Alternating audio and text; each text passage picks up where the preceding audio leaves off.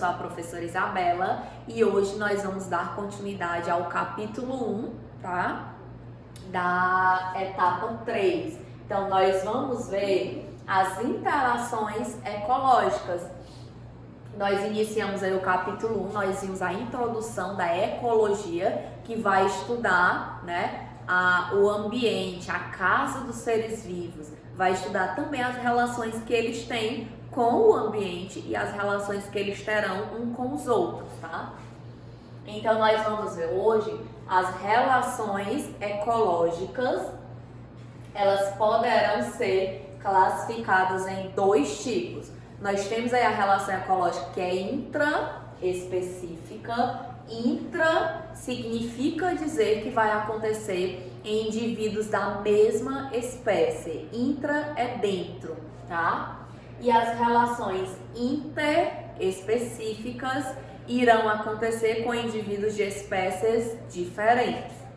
Essas relações, tanto a intra como a inter, elas poderão ser classificadas em dois tipos. Elas poderão ser harmônicas ou desarmônicas. Quando é que elas serão harmônicas? Quando pelo menos um dos indivíduos envolvidos na relação irão ser beneficiados.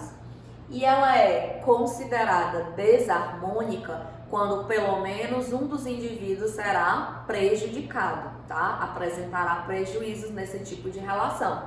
E aí nós vamos classificar essas relações com essa simbologia aqui. Então, nós temos mais e mais. O que significa dizer isso? Significa dizer que ambos, né, os seres vivos envolvidos naquela relação, eles irão ser beneficiados. Os dois, ninguém vai ser prejudicado. Então, os dois vão ser beneficiados, então é mais e mais. Quando vocês vê aqui essa simbologia que é menos e mais, significa dizer que um vai ser prejudicado e o outro será beneficiado. E quando tiver essa simbologia aqui que é mais e zero, significa dizer que um indivíduo vai ser beneficiado e o outro não vai ser afetado. Ele nem vai ser beneficiado e ele nem vai ser prejudicado. Então, por isso que é zero, tá?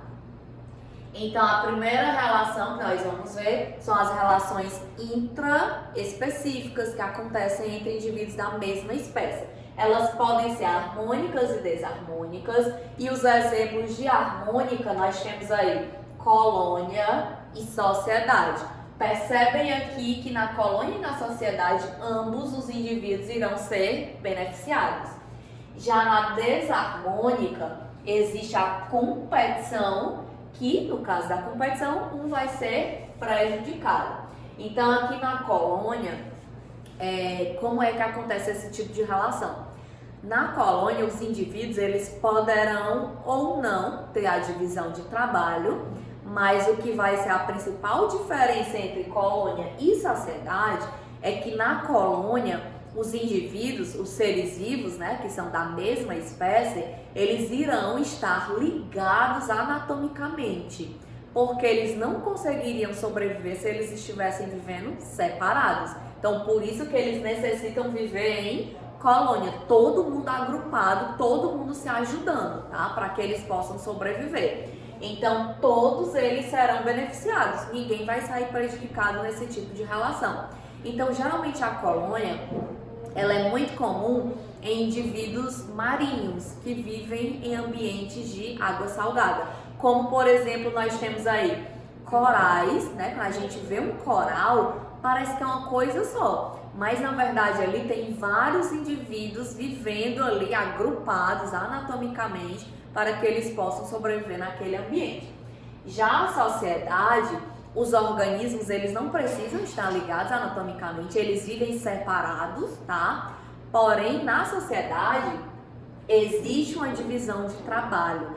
Cada indivíduo terá uma função ali dentro da sociedade para que todo mundo seja beneficiado. Então, nós temos aqui imagens de colônia, corais, né? Que é o coral cérebro, né? Lembra um cérebro? Ele é bem grande. Aqui nós temos outros tipos de corais que vivem em colônias e aqui nós temos caravelas. A caravela ela lembra a água-viva, né? É do mesmo tipo de animal, mas é outra espécie. E aqui é uma colônia de quinidários diferentes. E cada quinidário desse terá uma função. Um vai ter a função de nadar, o outro vai ter a função de digerir o alimento, o outro vai ter a função de caçar, o outro vai ter a função, certo? Cada um terá uma função diferente, assim como no caso do coral. Então, eles vão estar ligados anatomicamente. Já aqui, nós podemos perceber a sociedade. A sociedade, ela é bem comum, né? Em abelhas. As abelhas, elas têm uma divisão de trabalho bem característica. Existe a rainha, existe o zangão e existem as operárias. Cada uma vai desempenhar uma função específica. Como também os cupins, eles também vão viver em sociedade. E as formigas também, né?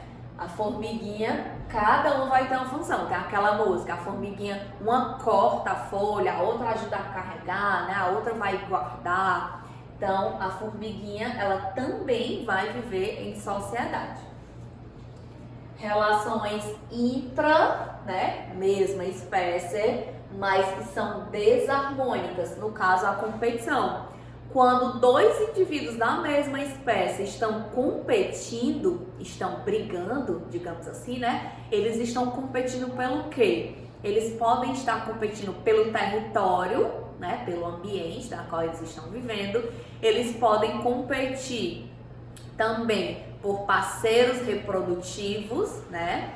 Eles podem competir também por alimento, por água, tá? Então, na competição, quem, né? Vai sair ganhando, quem ganhar aqui a briga vai ser beneficiado e o que perder vai ser prejudicado. Então nós temos aqui exemplos de leões, né?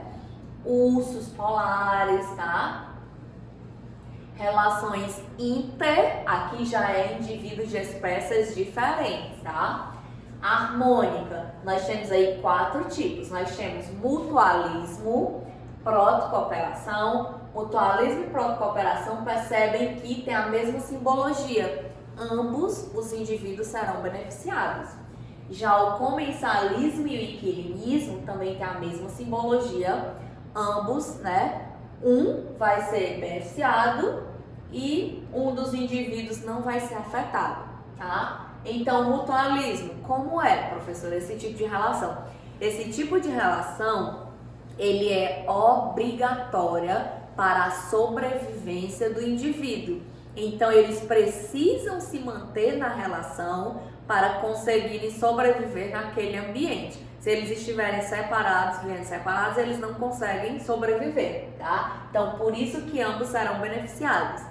Na protocooperação, os indivíduos vão manter a relação, ambos vão se ajudar, mas não necessariamente isso é essencial para a sobrevivência deles, tá? Então, a diferença principal do mutualismo para a protocooperação é que o mutualismo ele é obrigatório para a sobrevivência do indivíduo. Já a protocooperação não, eles podem viver tranquilamente separados, mas é melhor viver na associação. Por quê? Porque ambos vão se beneficiar, tá? Comensalismo, esse tipo de relação visa, né, tem o objetivo de alimentação. Já o inquilinismo, esse tipo de relação, ele visa o abrigo, a moradia, a proteção, tá? Então, um indivíduo vai ser beneficiado e outro não vai ser afetado. Vamos ver aqui os exemplos. Aqui eu tenho exemplos de mutualismo, tá? Aqui eu tenho a micorriza, que é uma associação de fungos e raízes de leguminosas. O que é leguminosa? Por exemplo, o feijão. O feijão é exemplo de uma planta leguminosa e o feijão, ele precisa de nitrogênio para poder fazer a fotossíntese, para poder crescer, se desenvolver. Porém, o nitrogênio ele está presente na atmosfera e aí a plantinha do feijão ele não consegue captar esse nitrogênio da atmosfera. Porém, nessa associação aqui, tá? Que podem ter às vezes bactérias também, Elas vão captar o nitrogênio, vão disponibilizar para a planta o nitrogênio e aí a planta faz a fotossíntese e vai disponibilizar para o fungo glicose, tá? Então ambos serão beneficiados. Se eles não estiverem em associação, eles vão morrer, eles não conseguem sobreviver. Aqui nós temos um exemplo de líquens, que é uma associação de algas mais fungos ou cianobactérias mais fungos, tá? Então, da mesma maneira, ambos vão se beneficiar. Geralmente eles são encontrados em troncos de árvores, em pedras, tá? E aqui, né, uma associação de bactérias que vive dentro do intestino digestivo das vacas, dos bois, tá? Então, a bactéria vai fermentar o alimento para o boi e ele só consegue digerir a celulose porque existe a presença de bactérias, então eles só conseguem sobreviver os dois se tiverem nessa associação. Aqui nós temos exemplos de protocooperação. Eles podem viver separados, mas é melhor viver juntos.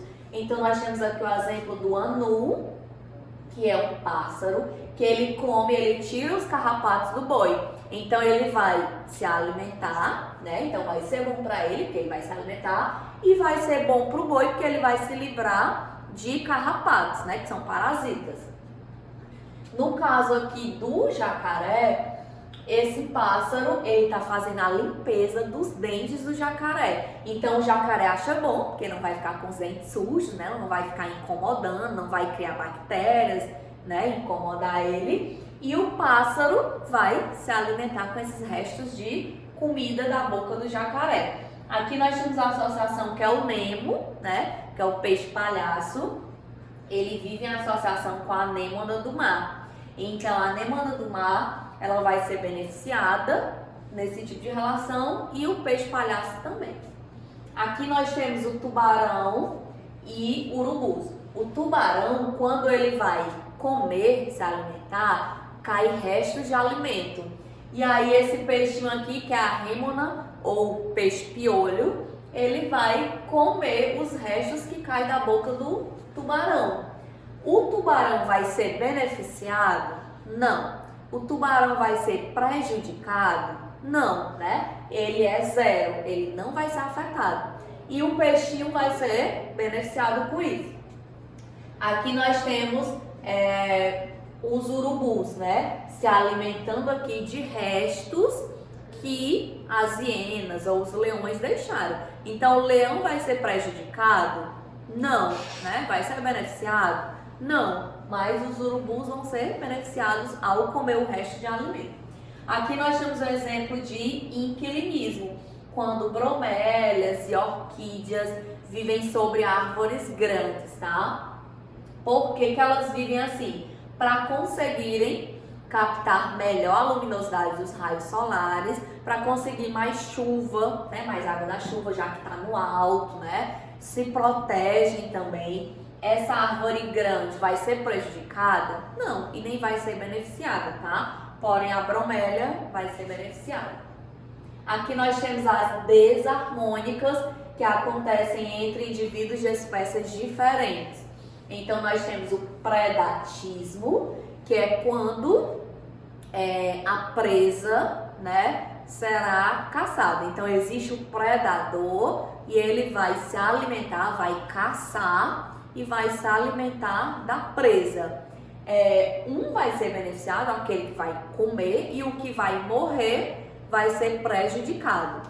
A principal diferença em predação e parasitismo é que a predação, o outro indivíduo, ele vai morrer. Já no parasitismo, o parasita ele não visa matar o hospedeiro. Por quê? Porque se ele matar o hospedeiro, consequentemente também ele irá morrer, né? Então no parasitismo não existe a morte, a simbologia é igual para ambos, e os parasitas, eles vão ser divididos em dois tipos. Tem um parasita que é ecto. O que é isso? É parasita que vive fora do corpo, tá? Como carrapatos, como piolhos, pulgas. E aqui endoparasitas são parasitas que vivem dentro do corpo de animais, como por exemplo os vermes, né? Lombrigas, solitárias, tá? E aqui a herbivoria, que também vai ser menos e mais. A herbivoria é quando herbívoros, que são animais, se alimentam de partes vivas das plantas. E essa planta ela poderá até mesmo morrer por conta, né, que foi comida aí pelos herbívoros, tá? Então nós temos aqui exemplos de predação, né? Leões e onças comendo, se alimentando. A gente sente pena, né, do animalzinho que está morrendo, mas esse tipo de relação ele é de extrema importância para regular o tamanho das populações que vivem no ecossistema. Se não existem predadores para, por exemplo, zebras, então as zebras iriam crescer demais, reproduzir demais, iria aumentar muito a população, iria faltar alimento, né? A competição iria aumentar demais. E aí isso seria prejudicial, iria acabar causando desequilíbrio no meio ambiente. Então, os predadores, eles são de extrema importância para a regulação do tamanho das populações. Aqui nós temos o exemplo de ectoparasita, que é um parasita que vive fora, e aqui um verme, que é um endoparasita, que vive dentro do intestino digestivo dos seres humanos. Aqui nós temos exemplos de herbivoria, a vaca se alimentando do capim e as girafas aqui se alimentando das plantas. E para casa, vocês irão responder a página 271, 272 e 273 e nós terminamos aqui o capítulo 1 e até a próxima aula.